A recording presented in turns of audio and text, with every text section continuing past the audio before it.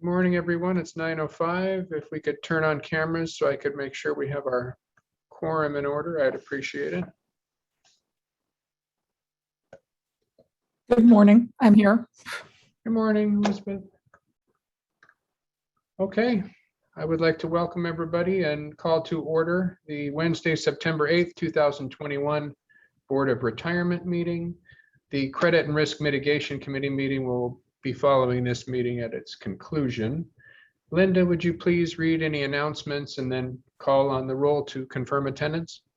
Thank you, Chair Knox. This meeting is being conducted as a virtual meeting, so I will do a roll call of the trustees to confirm attendance. Mr. Green, Present. Mr. Santos, Mr. Here. Santa, thank you. Mr. Kehoe, Mr. Kehoe, Present. thank you. Ms. Greenwood, I'm here. Mr. Jones, Present. Mr. Bernstein, Present. Mr. Kelly, Present. Ms. Sanchez, Ms. Sanchez, Chair Knox, Oh, I'm here, sorry, I said. I'm here as well. thank you. Staff participating in the meeting include the following: CIO John Grable, Deputy CEO Louis Lugo, Chief Counsel Stephen Rice, AEO JJ Popovich, Interim CFO Ted Granger, Legislative Affairs Officer Barry Lute. Investment staff include Jude Perez, Chris Wagner, Vache Masarajian, Jim Rice, Esmeralda Del Bus, Chad Timko, Pushpam Jane, Kwok Nguyen, Derek Kong, Calvin Chang, and Kevin Bassi. Consultants participating in the meeting include Makita Investment Group, Stepstone LP, and Alborn Team. Trustees, please use the Zoom chat option to be placed in the queue. At this time, we ask all meeting participants to mute their mics until you're ready to speak, and we may now proceed with the agenda. Thank you very much, Linda. Item number 2, approval of the minutes from the meeting of August 11th, 2021. Are there any questions or a motion to approve? So moved. Moved by Mr. Green, Second. seconded by Mr. Kelly. Any last discussion? Linda, please call the roll. Okay, Mr. Green, Aye.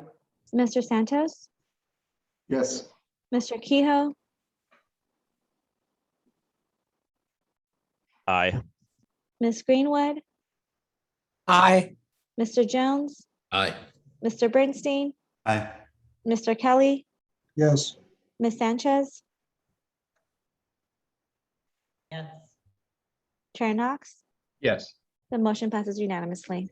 Thank you very much. Item 3, report on closed session items. That report is available on LACERA.com. We are on to item 4, public comment. Linda, I understand we have a few people who have requested to address the board this morning.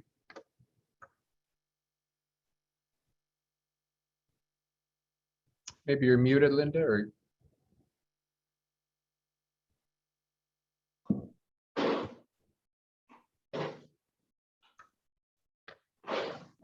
Linda or Bonnie, are you on and available to call the public speakers? Mr. Knox, can you hear me now? Yes. Great. We have 4 requests from the public to speak. We have Kim Yergon. She's in the meeting platform now. Ms. Yergon, you may address the board. You will have 3 minutes. You may begin now.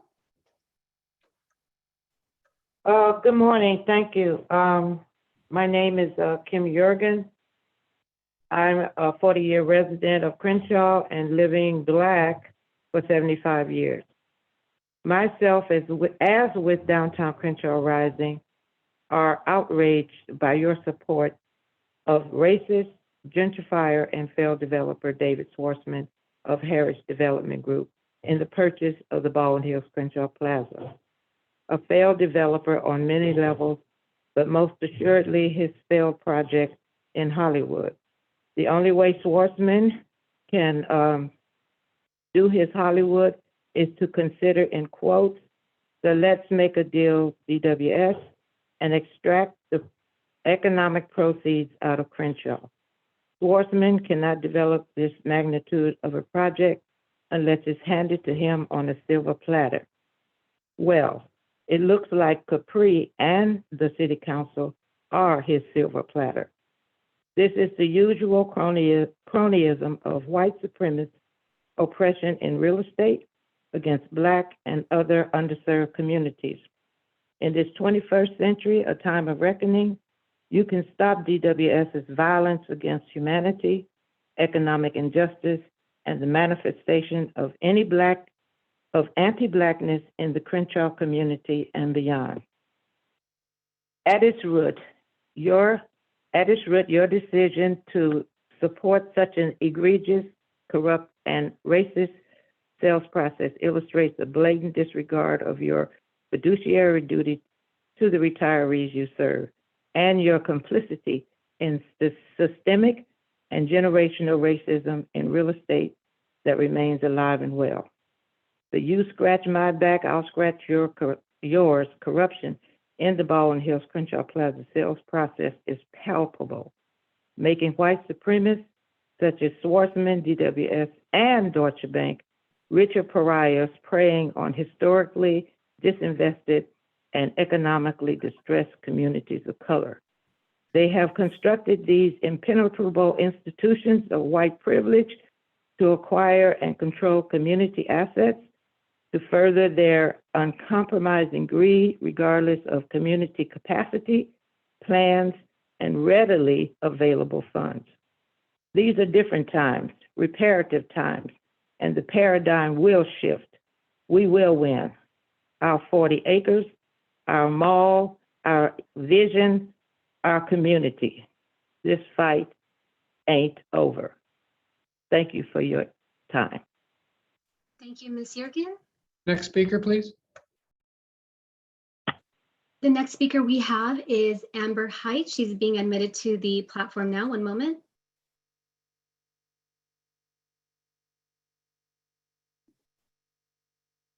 Ms. Height, you will have 3 minutes to address the board. You may begin now. Ms. Hello, can you hear me? Yes, you may proceed. Hi, thank you. Hi, my name is Amber Height, and I'm a member of Downtown Crenshaw and also the Crenshaw community. And I just wanted to express my disappointment in LACERA's support to David Schwartzman for him to purchase the mall. We have worked tirelessly and diligently to make sure that our community has what it needs in community ownership. And it doesn't make any logical sense that someone like David Schwartzman, who has proven to be a failure time and time again and socially problematic, that he has this bid. Our community deserves so much more, and it deserves our ownership, and we will hold you accountable. This is not fair. This is classic racism. This is classic discrimination, and we will not take it. We look forward to holding you accountable so that everyone in our community knows, and nationally, that you have done wrong by us. And we refuse to let that escape from our memories. The Black community has a long memory, in case you forgot, and we will take action. We will do whatever it takes to make sure that our mall is in our possession, and we will not have it anyway. Take care. Next speaker, please, Bonnie. The next speaker we will be identifying. The number that they called in wasn't the number that they requested. So one moment. Okay, caller ending in 6424. Can you please identify yourself? Warren Opal. Okay, great. You may address the board now. You will have 3 minutes.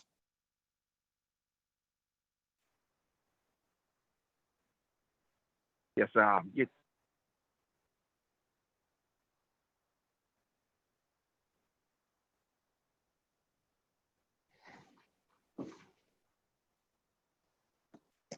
Okay, I believe he got disconnected. He's no longer in the queue. That concludes our public comment. Thank you, Bonnie. We are on to our CEO report. I understand, Mr. Lugo, you'll be pinch hitting today for Mr. Kryman. Yes, I will. Good morning, Chair Knox, and good morning, trustees. Just have a few items to update the board on.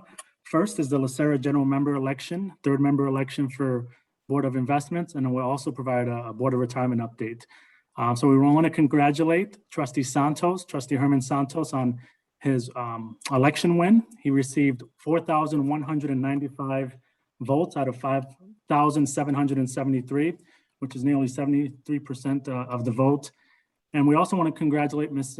Trustee Vivian Gray with the Board of Retirement, who also won nearly 78% of the casted votes at 4,501 out of 573 votes.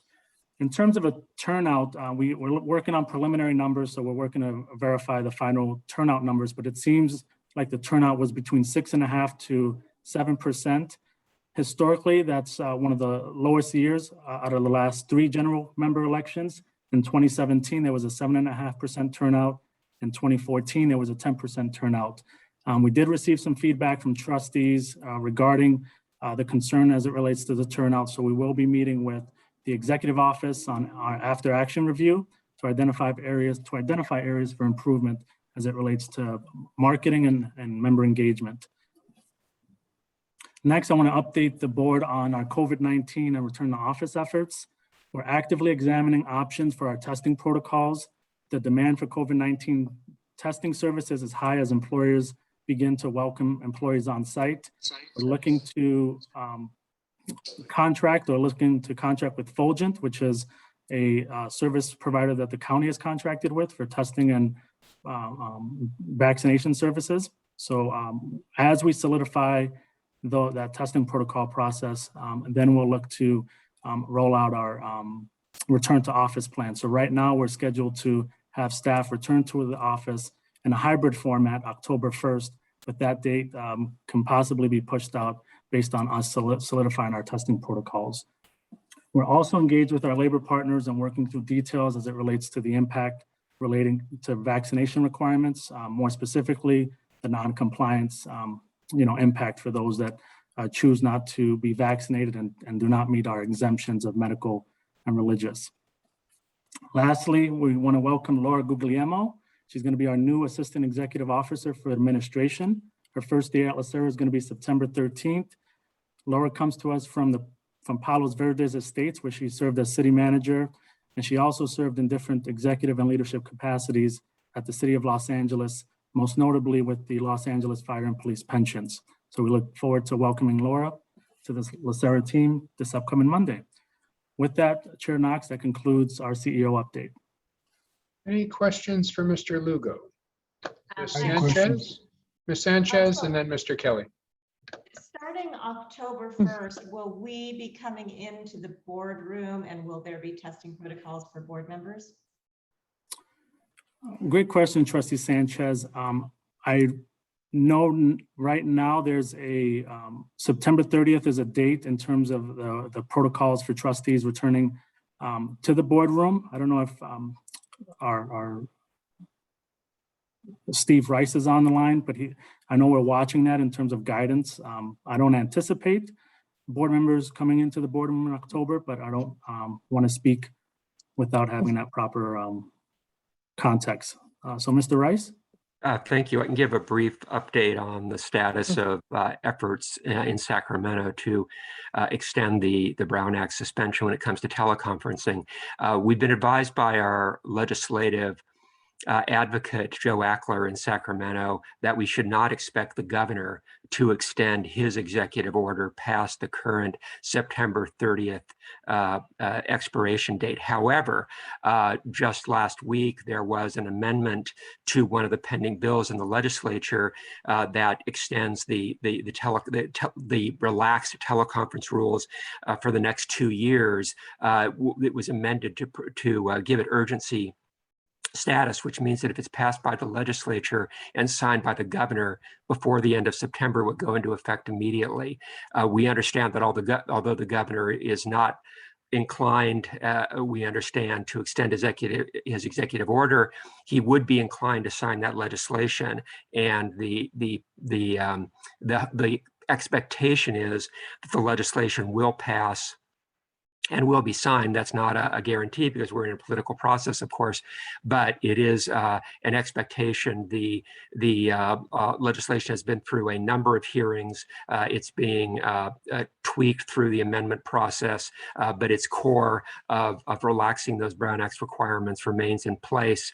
So we are optimistic that the the relaxation, the suspension of the rules will remain in effect after September 30th, and we'll keep you updated on that. And as soon as we have some definitive information on any action on the bill in terms of passage or signature by the governor, I'll send out an email to all of you so that you're aware. Thank you. And just as a further clarification, if we choose not to come into the boardroom after September 30th, then we will be held to Brown Act requirements to post and to notify our location as part of our documents. Is that correct? That's correct. We can continue to have teleconference meetings after September 30th. We have a revised teleconference policy for this board, but we'll have to follow the normal being the pre-COVID existing Brown Act requirements for holding a teleconference, which includes the requirements that you stated, Trustee Sanchez, as well as others.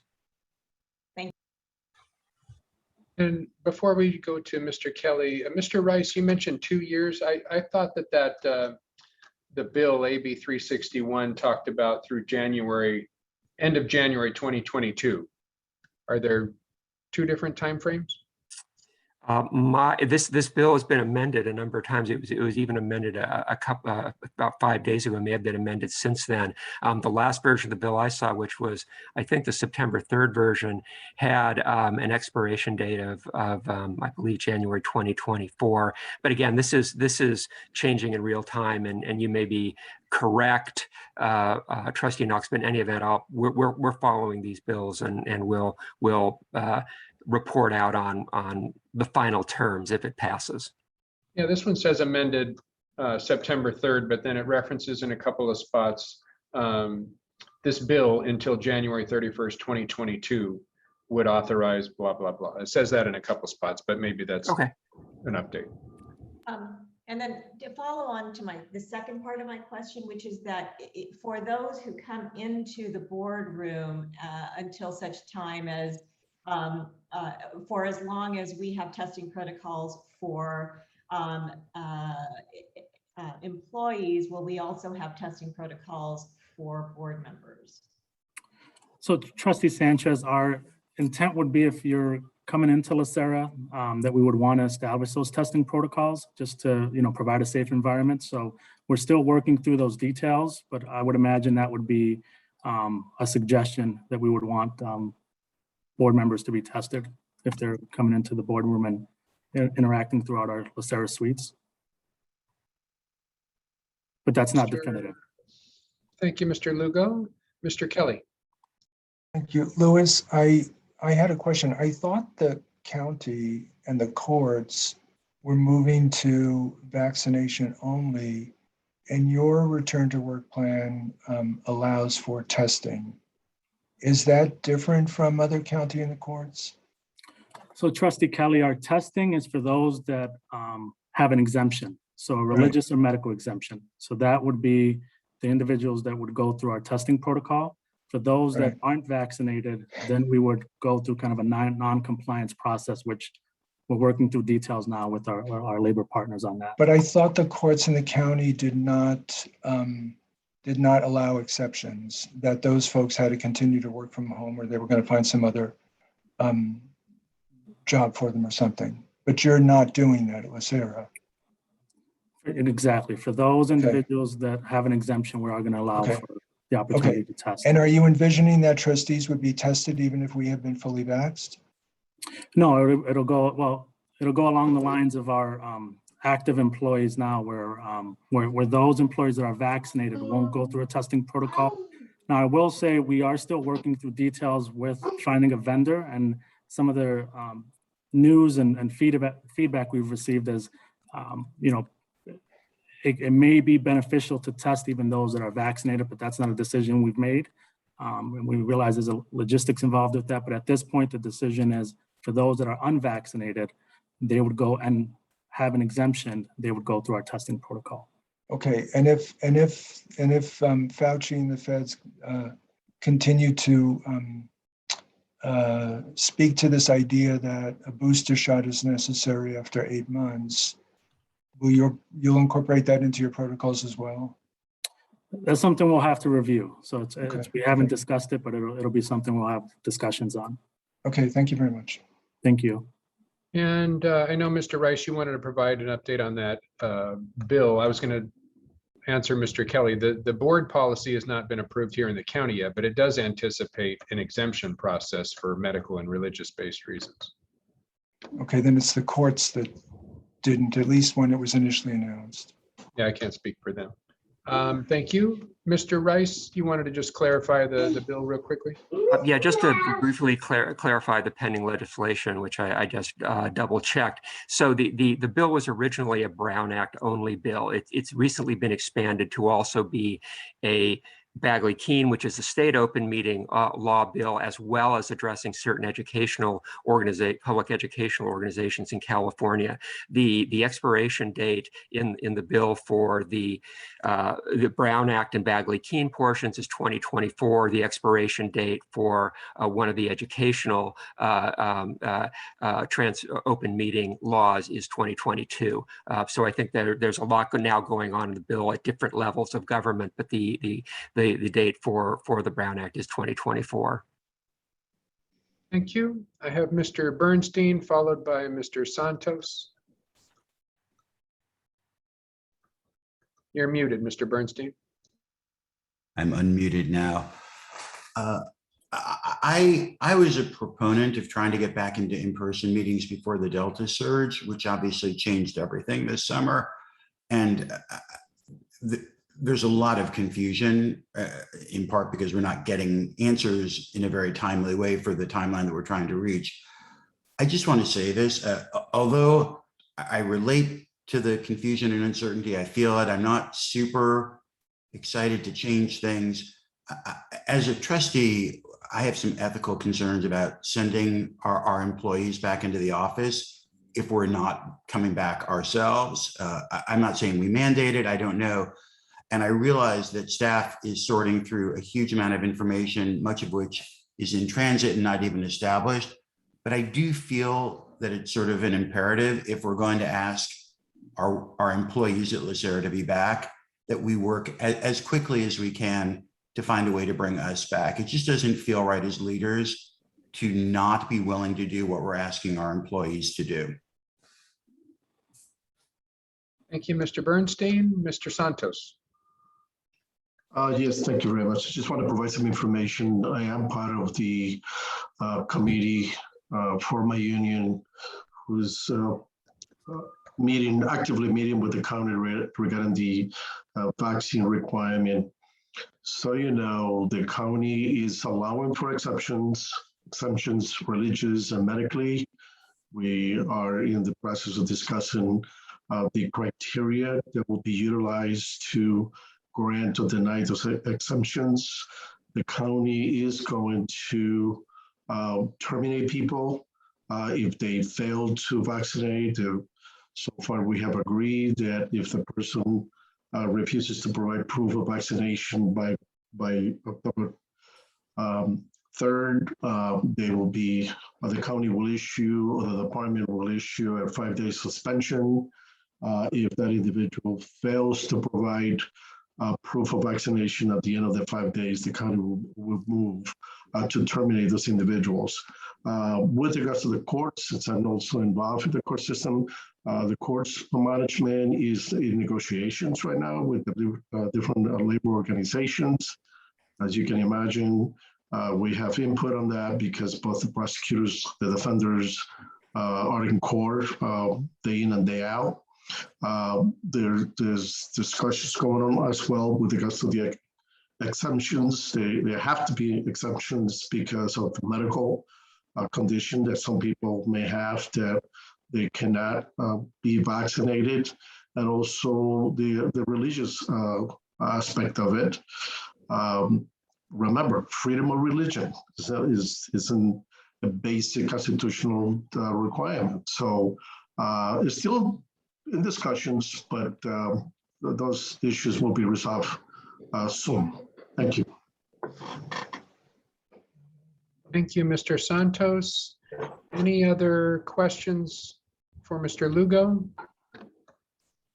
Okay, Thank you. We are on to the next item, item 6, our CIO report. Mr. Grable.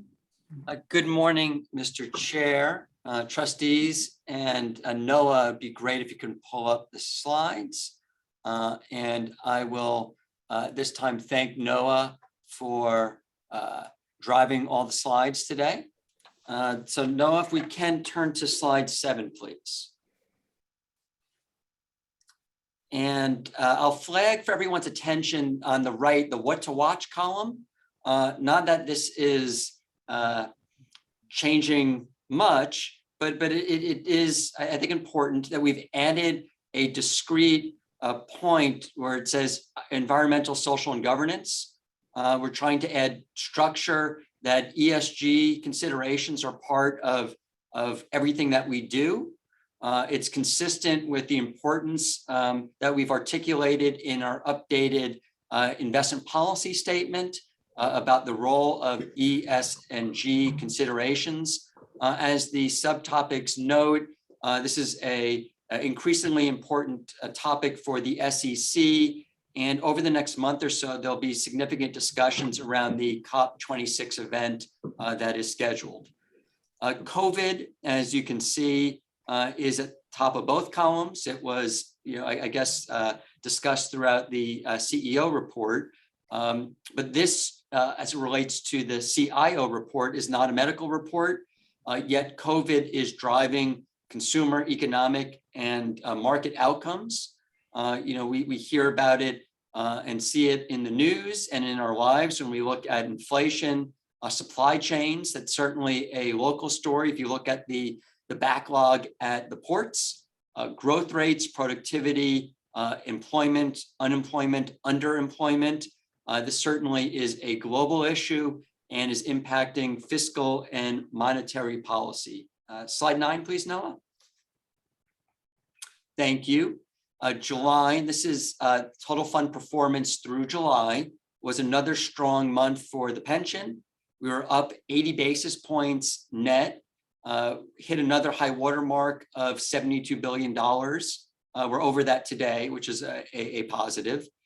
The chart on the right shows that reflects our 2018 strategic asset allocation targets, because those are still operational through October 1st. Our new benchmarks and policy targets phase in beginning on October 1st.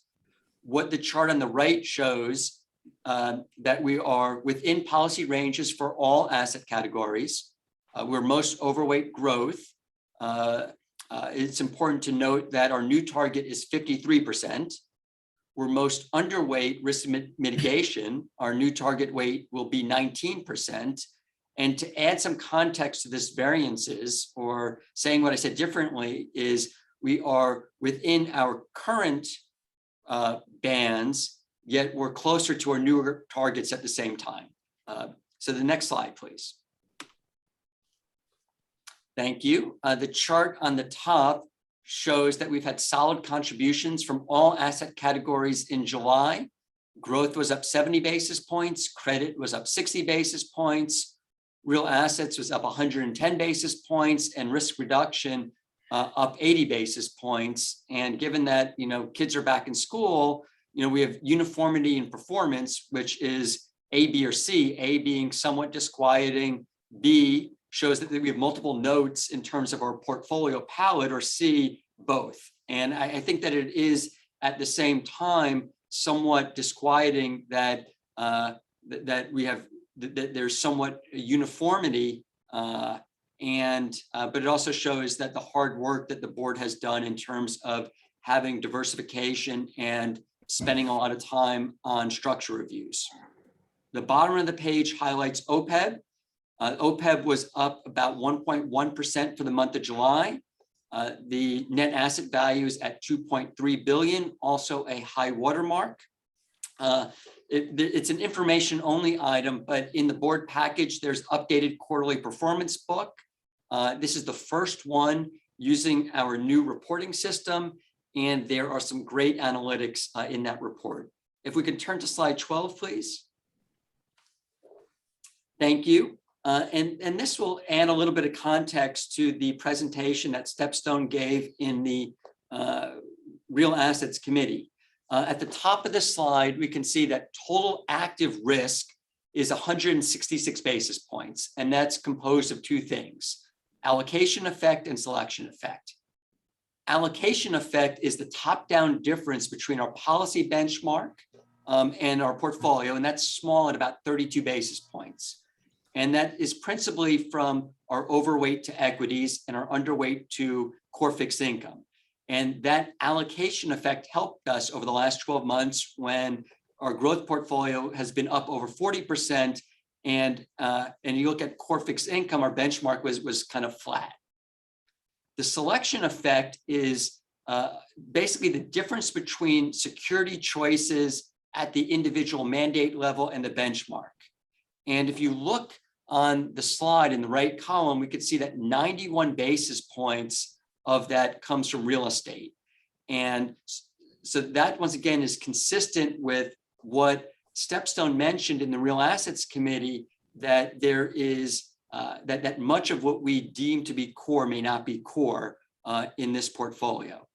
I mentioned in that discussion that we now have property level information that feeds into our MSCI risk system. So with better information, we have more granular data, and that can hopefully lead to better communications with the board, better analysis of the portfolio, and we will use that information as we present a structure review to the committee later this year and to the board. Once again, we have a structure review planned for later this year. Slide 14, please. We've had some questions over the past several months about about our exposure to China. I'll qualify what I'm about to say is that this chart is based on a country of domicile. For example, Apple, that may have half of its sales outside the US, is domiciled in the United States, so that would be considered a US company. And there's also a column for global, and global allocations may include some China. If you, on the prior slide, in slide 13, it showed that our total China domiciled exposure is about 2.7%. Thanks, Noah, for the quick move. We can go back to slide 14, and our largest exposure to China is in our growth portfolio. And just to put that 2.3% allocation to China in perspective, our growth benchmark is the ACWI, All Country World Index, and it is about 4.1% China exposure. So that means our 2.3% is about 40% underweight our benchmark's exposure to China. Next month at the offsite, we have a module of the discussion planned about our geographic exposures and board preferences. And if we could turn to slide 19, please, Noah. I'll make several points on this slide. The first is TIDE. We have a comprehensive TIDE update plan for the December board meeting. We're in the midst of surveying our business partners, and we have much better data than when we did our initial TIDE presentation last year. The team is focused on the offsite. We're preparing materials for next month. The offsite is planned to be virtual. We will have to work on all the nuances based on the discussion that just happened about the pending legislation in Sacramento and how we structure an offsite. Because it's been a while, we've lost some of that muscle memory as it relates to convening in person.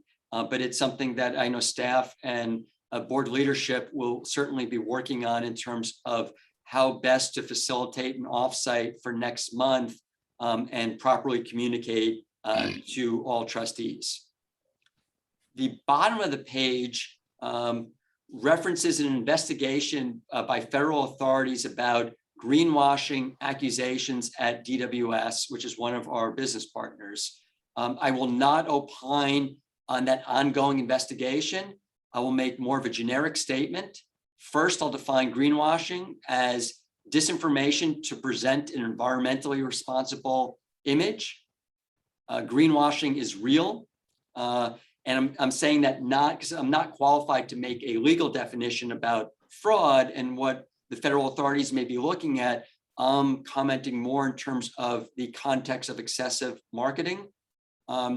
I see, in addition to greenwashing, I see S&G washing as well. Our current and prospective business partners know that this is important to us, not greenwashing, but that ES&G considerations are important. They tell us what they think we want to hear, and many do not necessarily operationalize some of their statements. LACERA, we embrace ESG considerations because of our fiduciary duty. We believe, and it's reflected in our IPS, that it enhances returns and or mitigates risks. And this bolsters our mission to our members. For any business partner that may be listening, we're sophisticated enough to see through shallow marketing efforts. And with that, Mr. Chair, I'm happy to stand for questions. Thank you very much, Mr. Grable. I have Mr. Santos in the queue. Thank you, Mr. Grable, for the great presentations. I just want to state that I am fully aware that China is the second largest economy in the world, and as a consequence, we need to continue to be invested there. But I think it is important that we really understand the level of investment in the country.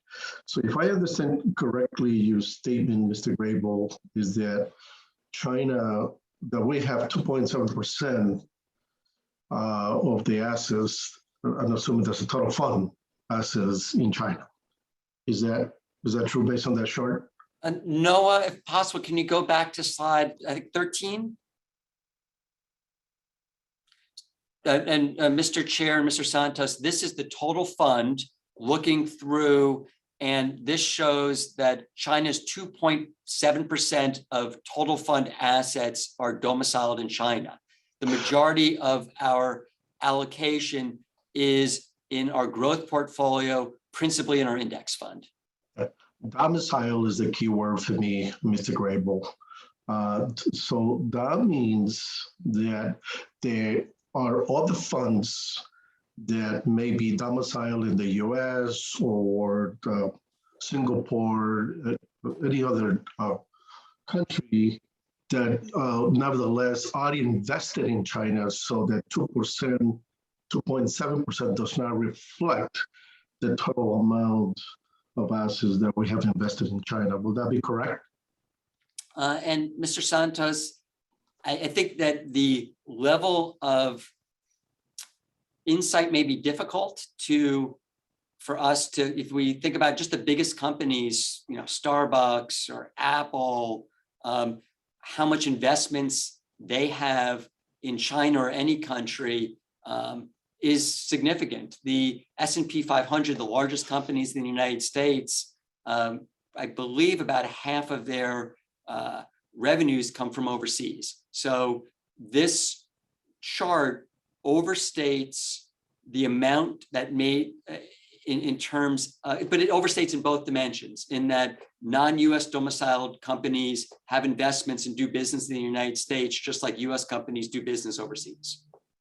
Right, so that 2% that are 2.7% that are domiciled in China are at risk of, possibly they get nationalized, like what happened in Venezuela and other countries.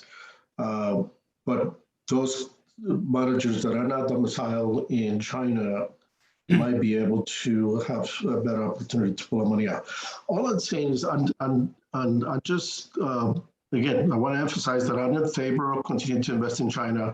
I just want to make sure that we are wide-eyed and fully aware of the level of investments that we have in China, and for that matter, any other country who we may have issues as a country, but China is the main one. I just want to make sure that we're fully aware, again, and I'm repeating myself, of the amount of risk that we are taking in China, And in purpose for me, it's important to know so to determine whether or not we are being paid for the level of risk that we take in that in those investments. That's all I'm saying. Thank you, Mr. Greb. Thank you, Mr. Santos. I have Mr. Jones in the queue. Yeah, I think, Jonathan, I had reached out to you earlier about China, just trying to get a feel for, part of it is just the competition dimensions, and then some of the laws that have gone into effect, executive order over the last year or so related to perhaps our heightened competition with China. So there's one dimension. Two is, given what the average person on this board and people are watching what's going on in China, and the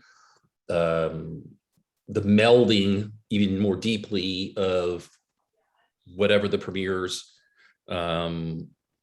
forward-looking policy is with the markets, does that, and I noted as I looked at your points to kind of watch, you didn't highlight it, but I'm sure, I sit around with the business news on, it's like almost every half-hour segment, there's something about China, and for all the reasons you articulated, the exposure, particularly cross equities and things to that. Has there been anything just in terms of our own equities team at all? Is there a risk assessment being made?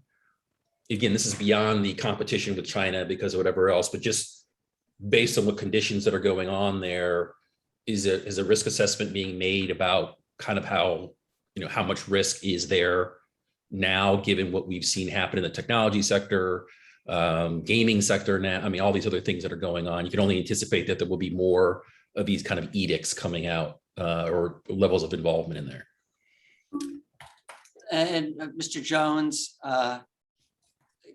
couple thoughts. One is that the majority of our exposure is passive. So just by being an investor in the index, we have exposure to China.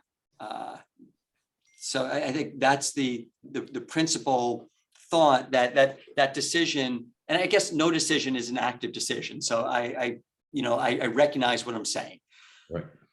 I believe wholeheartedly that China is a known unknown in terms of tremendous risks, in terms of this Thucydidean, type of a battle between, a rising and a diminishing power globally, and it's something that as we make specific discrete recommendations, it's something that we look to address.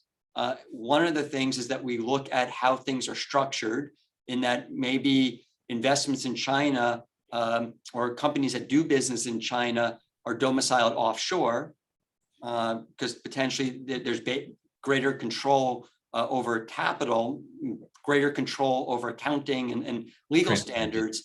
Yeah. But I think that it's a significant issue. And I know that it's one that the board is focused on, because I know that I've received questions. And I think it's important for us just to recognize that our portfolio is not overweight China compared to our benchmark. So I don't know if that's, I can't fully answer the question, but it's something that we realize is an issue for the board, and hopefully we can develop materials for the offsite for next month to help facilitate a discussion and better position the portfolio based upon the risk appetite of the board. Thank you. Appreciate that. May I make another comment, Please, Mr. Mr. Knox? Santos.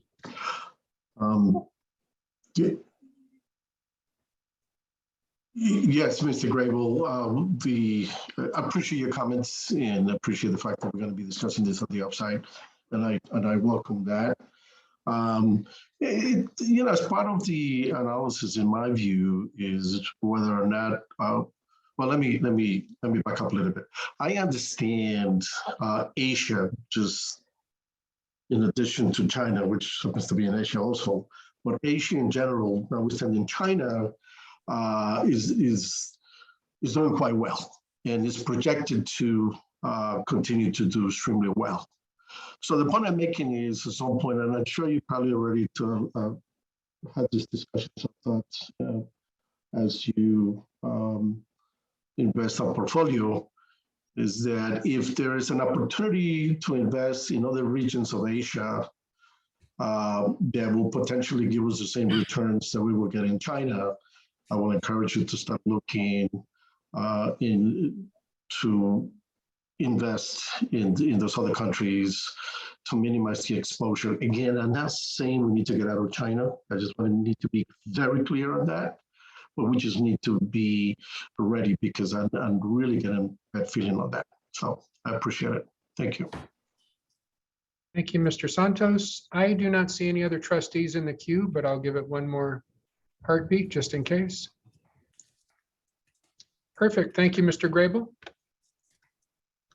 We are now on to item 7, consent items. We have 2 recommendations by Ms. Sanchez, Chair of the Credit Risk Mitigation Committee. We have 2 memos dated August 30th, 2021.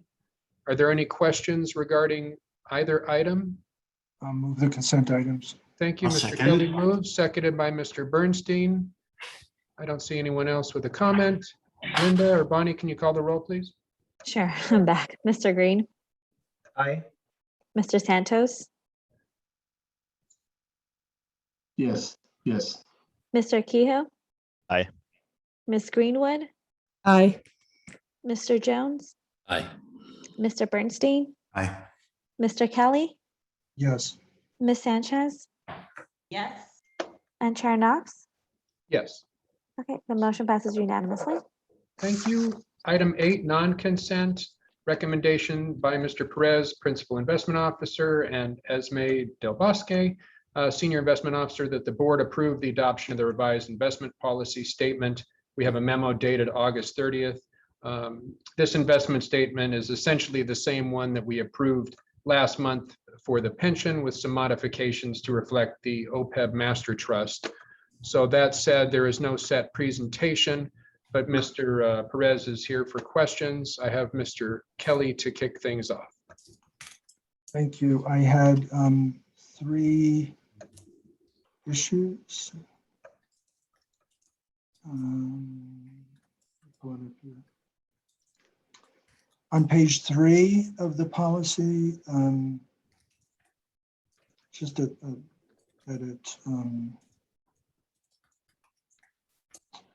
Under legal authority, the third sentence from the end, it says, under the OPEB Trust Declaration, the Board of Investments has sole and exclusive authority. You open quotes, but there's no end quote. You have to end quote somewhere there. On page 10,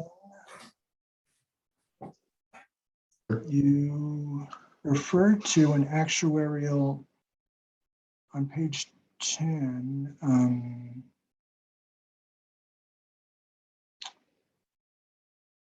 you refer, I think it's under E, performance objectives. The OPEB Trust long-term performance objective is to generate risk-adjusted returns that meet or exceed its defined actuarial target. I don't know if that's applicable to OPEB Trust as it is the retirement trust. Chair, Trustee Knox and Member Kelly, the actuary number for OPEB is around 6%. That's what the SAA allocation was modeled to. And that's what the asset allocation was based on. There is an Yes. actuarial target for OPEB Yeah, that Trust? they do. Oh, okay, Correct. I wasn't aware of that, thank you. Okay, and then on page 20, and I don't recall this from the retirement trust, you excluded or deleted certain administrative functions related to title holding companies under real estate, and I just wondered why that was. Chair Knox, Trustee Kelly, we don't hold direct holdings within the OPEB Trust. Our real estate exposure is all through the REITs. We will run an RFP later this year to bring in the liquid assets, which will include real estate, but we will not go into direct holdings such as THCs. We'll go into more commingled funds. So this won't be applicable to the way we invest in real estate in OPEB. Okay, thank you very much for your responses. I will move the item. Moved by Mr. Kelly. Second. Seconded by Mr. Santos. Any further questions? Okay, Linda? Mr. Green, Aye. Mr. Santos, Yes. Mr. Kehoe, Aye. Ms. Greenwood, Aye. Mr. Jones, Aye. Mr. Bernstein, Aye. Mr. Kelly, Yes. Ms. Sanchez, Aye. Chair Knox. Aye. Okay, the motion passes unanimously. Thank you, Mr. Perez, Ms. Del Bosque. Our next item under reports, number 9A, options for the election of board officers. I can kick this off, just do a brief introduction, and then certainly open it up to feedback from the trustees. I had asked earlier this year, out of curiosity, what some other systems do in terms of a nomination process or election process for the annual officer slate. And this report that you see before you, dated August 19th, provides some of that feedback, and then also lays out some options that the board could consider for an annual nomination process. Just in terms of further background, the two chairs, Mr. Bernstein and myself, met with the vice chairs and staff just to talk through some of these things. We generally liked the idea of a seniority-based system, but all of the various options were included, and not that this is every option under the sun, but these were I think the best options given the circumstances. But we wanted to provide those for everybody to review and comment on and see if you liked them, disliked them, et cetera. The goal was that we would discuss these in September. We did that last week at BOR. And then perhaps if there is some consensus to move forward, not that both boards have to be the same, but that we could come back in October with a potential action item. So with that, there's a few options, an automatic succession plan where you move from one office to the next, a rotation based on seat number. That one gets a little more complex because sometimes the appointed folks can come in on a different seat than they departed on. Seniority basis, which I mentioned, and a nomination committee. And then also we could have no change as well. So we did get some of the feedback at BOR. I know there's some trustees that are on both, but certainly want to hear from anyone that either weighed in last time or would like to weigh in today with some thoughts. The only other item that I would mention leading into the comments was just, there was some discussion at BOR about a seniority list for electeds, looking a little different than the appointeds, that the appointeds, may not build up the number of years as the electeds. And some thought might be, or one idea would be kind of putting those two groups separately, having an option where maybe the chair comes from, one group, the appointeds, and the vice chair comes from the electeds, and then the next year it would flip flop. So that's just an idea. These are just concepts to talk about. With that, I will open it up to feedback. Ms. Sanchez. So thank you for this. I think there's a couple of comments I would make, and I think that as we go through thinking about this, that we sort of consider these. The first is that to some degree, option 1 and option 3, depending on how you create that process for deciding seniority, and even to some degree option 2, depending on how you lay out the seat numbering, et cetera, create a visible outcome, meaning that we would know now who would kind of go into the seats in the following year. And it effectively could create a process where you politicize an election before the year. You know what I mean? So if you already know that one person would ascend here and another person would ascend there, it creates, I think, some potential for kind of creating an unnecessarily political process in terms of determining which process should be done, rather than determining the process first and then figuring out sort of who and where. I just think that separating those two processes would be important. The second notion that I would want to steer clear of are things that tend to create inertia. For example, a vice chair always succeeding to the chair can create a level of inertia. Nominating committees are known for creating inertia in organizations in terms of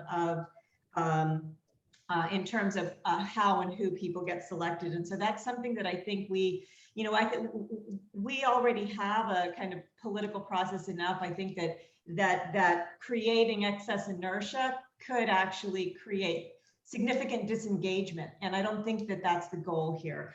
And then I agree with the comment that electeds will naturally have more seniority than appointeds because appointeds are generally capped. In fact, it's unusual to have appointeds like myself that have a back-to-back appointment. Most appointees are really only here for 3 years. And I would also make the mention that in order to sort of become a chair, you don't need 2 years. I mean, we're not 8th graders. We are grown adults who are professionals. 1 year is enough to figure out which way is up. And so I would say, I would sort of reconsider that one little tweak if it's going to become a part of any process. I had another thought, and sorry, I'm going through my notes here.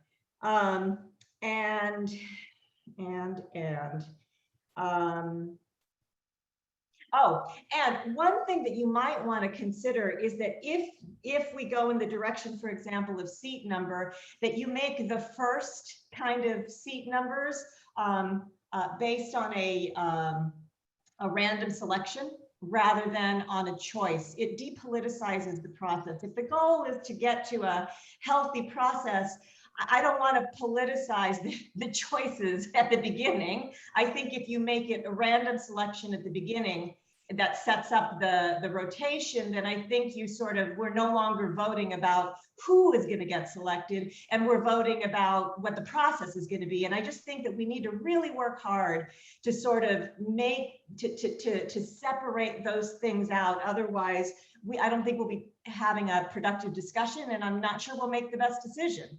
And so that's just my 52 cents on this comment, on this topic. Thank you, Ms. Sanchez. Before I turn it over to Mr. Kelly, I would also mention, and it's noted in the report, there's nothing that requires a trustee from serving in that role as that officer that given year. So if somebody was the senior most, they could decline, they would still remain the senior most, they could defer to a future year. But depending on benevolent rulership is not how it works. My point is simply saying that if you're going to set up a process, let's set up the process first, and then let's create the people order second, and preferably by random order at the beginning, so that it is not seated. Do you understand the comment that I just made? Which Yes. is not the response you made. No, I was adding something that I forgot to mention early on. I was Okay. fully No one's understanding and obliged. appreciated your comment. Okay, super, thanks. Mr. Kelly. Thank you. To follow up on Ms. Sanchez's comment, a trustee would not have to serve back to back. The way I read this is that a trustee, for example, I was treasurer tax collector and then I took a break and was elected. I have the ability to look back and count all my prior years of service in terms of seniority. So you would as well, Ms. Sanchez, even if you took a year break and were reappointed, you are allowed to look back to a prior year served to accumulate total seniority. Is how I read this. Is that correct, Keith? It is correct. Okay. My comment is that I'm generally fine with the seniority. I just don't think, and I get the model of international travel, but I don't think a trustee should have unlimited passes to an officer role. I think because getting to Ms. Sanchez's point, I think that could allow a trustee to politicize the process or to become vice chair when a good colleague is chair or something. I think it'd be better to limit the passes to perhaps 1 year, because I think things happen in our lives, and you may not want to you may not have the opportunity to be an officer in a given period, but perhaps following year, but not to exactly mirror international travel where you're at the top of the list forever, because then I think you could potentially game the system. I wanted to thank staff also on this one because the revised memo that is in the board package is very well done. So thank you. Those are my comments. Yes, and Mr. Liu did a lot of the heavy lifting, so we certainly appreciate his efforts on this. I have Mr. Green next. Great, thank you, Mr. Chair. What I don't want to get lost in all this is that Keith is doing a great job and he's a terrific chair. And I think he's done a great job this past year. So I don't want to miss that opportunity. I think I'm feeling like I'm leaning towards option 3, the seniority option, kind of given the discussion and the way folks are headed. This feels a little bit like the Board of Supervisors model, if I'm reading this correctly. But I think it's terrific to kind of make sure that we're giving other folks the opportunity to be chair and vice chair. I do think that the discussion's a little, I've been on the board almost 10 years, the first time we've had this discussion. And one of the options very clearly benefits one of the trustees who would gain by automatically finding himself in the chair position. So just to put that out there as well. That being said, I think that having seniority and rotating it on both boards is really, really smart. I don't want to lose Trustee Sanchez's comments because as someone that kind of had to live through that when I knew I'd be stepping down as chair, and it was important for me that my vice chair had a chance that there'd be a smooth transition and to acclimate. It felt like right around this time of year is like August, September when kind of made the announcement just for the health of the organization and make sure there's a smooth transition. And all hell broke loose a little bit. And it became very politicized with people calling, am I going to be the chair of this committee and I'll vote for you if this and that.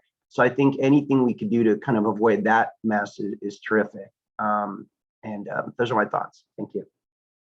Thank you, Mr. Green. I do not see anyone else in the queue. Mr. Santos looks like he's reaching for his unmute button, so I will turn it over to him. I like his witness protection lighting, by the way. I just have a comment with regards to the committees. I think the goal when we establish the committees, and I believe that is in the policy, that the idea is to keep the same people in those committees because what we want, the idea is to have trustees that are, I guess for lack of better words, I'm going to use the specialists or have subject matter knowledge, and that is important. So I don't think those committees or the chair, whoever the chair is, should make an effort to keep the same people on those committees unless obviously somebody requests to be appointed to a different committee. I can tell you that I've been in the private equity committee or the equities committee for many, many years, and I appreciate that, and I feel that I have been able to fully wrap my arms around the equities side of the portfolio. I think it's important. We need people to be quite familiar with real estate and others. So that will be, from my perspective, I agree with the seniority piece. And obviously I'm the most senior, so put that out there. But definitely the committees, we need to think about those committees and maintain that philosophy that it's about knowledge, not some sort of political statement to be placed on those committees. Thank you. Thank you, Mr. Santos. I do not see anyone else in the queue. Okay. Thank you very much for the feedback. Appreciate that. We are on to the rest of the information items B through J. I have not received any requests to pull any of those items or ask any questions, but I'll pause before we move on.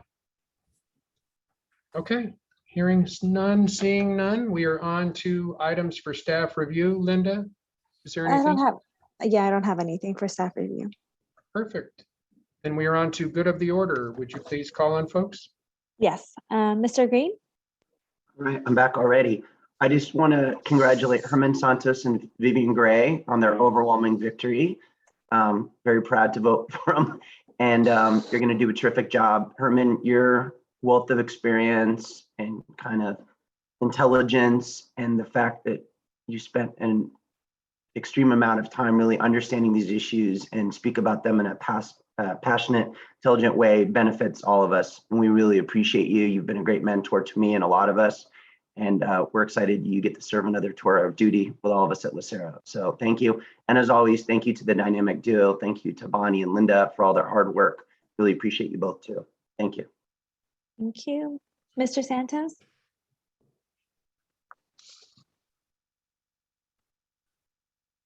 Thank you, Mr. Mr. Green, for the gracious comments. I appreciate it. What I would like to do is to congratulate Mr. Perez and his team for, I'm trying to find my bearings here. Just give me 1 second. For the quarterly performance book that you produce, it's it's actually the first time that I truly enjoy. I'm going to say that reviewing the performance report. I love the new format. And there was a comment that I had. I think I have a note here. If you bear with me for 1 second, that I think if I remember correctly, what my comment was going to be is that with regards to the fees, I know in one area, I think it was, correct me if I'm wrong, it was a percentage, which I appreciate that, Mr. Perez, but I really appreciate if we assign a dollar amount to those percentages. It would be really helpful to fully understand. But overall, outstanding job, both in the pension report as well as the OPEB. I really appreciate it. Again, thank you very much. You have impressed me since you've been here and continue to impress me. Thank you, sir. Thank you. I appreciate that. Thank you. Mr. Kehoe? Thank you. I share Mr. Green's comments. Congratulations to Mr. Santos and Vivian Gray, if she's out there. Both of you, very happy to get you to see you reelected, and it's we're like family. We've known each other for many years. I'm very happy to keep the solidity and the solid leadership here on this board. I think it's very helpful. Experience counts in this field, so appreciate that, and thank you to staff for all the hard work and research that we've done over the past month. Thank you. Ms. Greenwood? Thank you. I too would like to congratulate Herman and Vivian. I am thrilled with the opportunity to continue to work with you. And yeah, I also want to congratulate staff on a well-prepared meeting. Thank you very much. Thank you. Mr. Jones? Yeah, just briefly, again, congratulations to Trustee Santos and Gray on their election. Having been relatively newly appointed, I have no clue exactly the level of competition involved in all that, but I'm sure that the overwhelming victories speak to your dedication and the reputation that you've built through service on the board. So happy to be learning from your levels of participation and content. So thanks. Thank you. Mr. Bernstein? I want to pile on to the general good wishes for Mr. Santos and Ms. Gray. They are both exceptional trustees, and one of the quirks of our system is that we don't pick who we serve with. So I'm so delighted that, especially by such an overwhelming margin, their constituents recognize all they contribute and have invited them back. We are in good shape for having that occur. And also, I want to acknowledge for those who are Jewish, we are now in what are called the days of awe, the period between Rosh Hashanah, which just ended, and Yom Kippur. It's a period of reflection, and it's a lovely tradition for those of us who follow it. Frankly, reflection is, I think, lovely for everyone.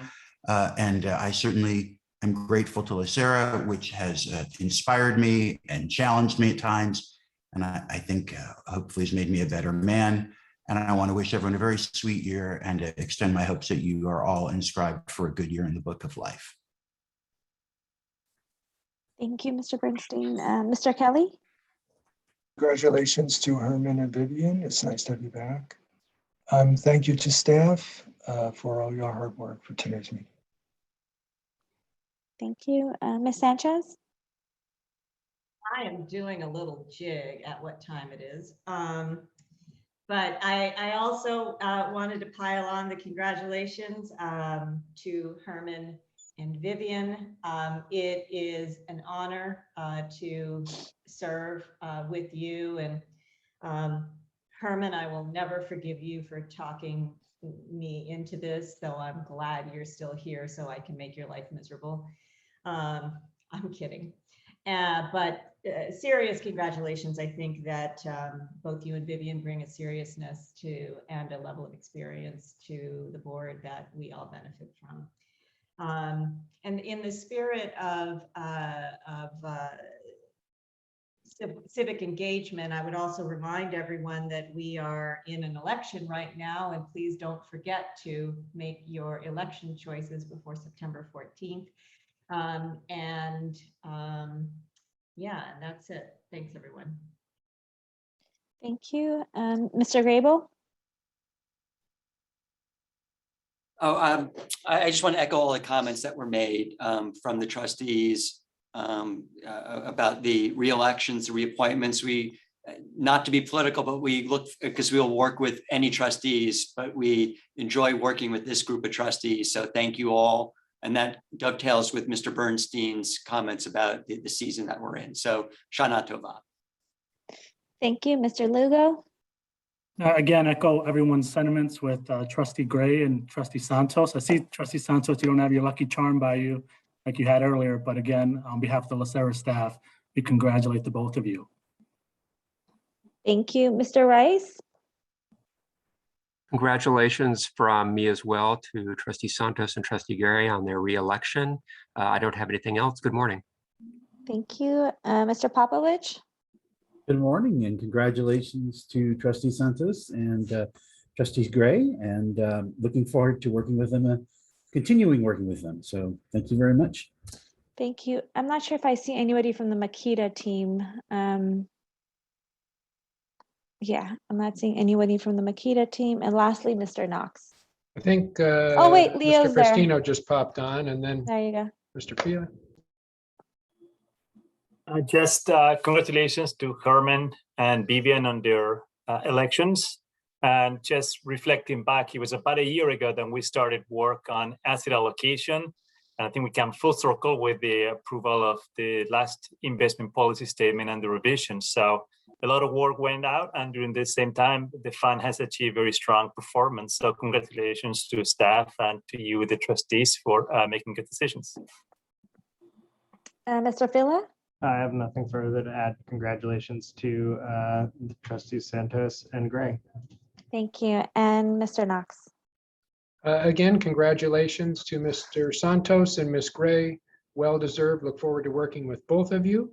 I wanted to thank staff, John, and all of your team, and Bonnie and Linda. Great meeting. Really appreciate all the help that you provide me each month. I also wanted to say that we will start. It sounds like Ms. Sanchez wanted to go straight to executive session, but I think I'll take a break for 11 minutes and we'll start at 10:30. Okay, so we're doing executive session and then the meeting. Correct. The next committee meeting? The committee meeting, yeah. Correct. Thanks. So we will come back at 10:30.